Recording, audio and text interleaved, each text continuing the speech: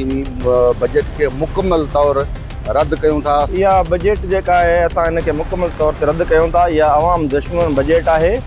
सिंध हुकूमत जेका बजट पेश कई आहे उहा सरासर अवाम दुश्मन बजट है।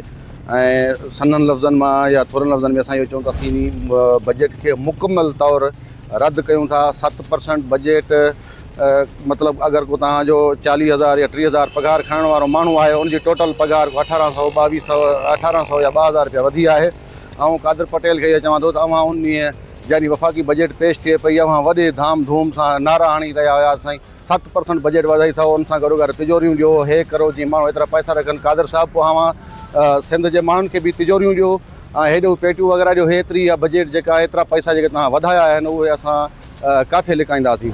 सॼो साल अवां महांगायूं कंदा रहो था, अवाम ते जेको आहे वज़न विझंदा रहो था ऐं सॼो साल जो हिकिड़ो ई आसिरो हूंदो आहे त अॻिते हली करे मन इहा बजट ईंदी जेका इहा अवाम जी जेके ॾुखियायूं आहिनि उहे बजट में ख़तमु थींदियूं। लेकिन तव्हां सॼो साल महांगाइनि जा वज़न विझंदे विझंदे जॾहिं बजट आई आहे त अवां इहा 7% जेका टोटल बजट वधाई आहे त अवां ॿुधायो इहा अवाम जेका आहे इन 7% में महांगाई खे कीअं मुंहुं ॾींदी, या जेका आहे पंहिंजो घर जो गाॾो उहो कीअं हलाईंदा, ॿारनि जी तालीम, बीमारियूं, हे सॼो कुझु 7% बजट जेका आहे उहा मुकमल तौर ते असां रद्द कंदे कोशिशि कंदासीं त इन जे ख़िलाफ़ु हिकु वॾो एहतजाज कंडक्ट कयूं।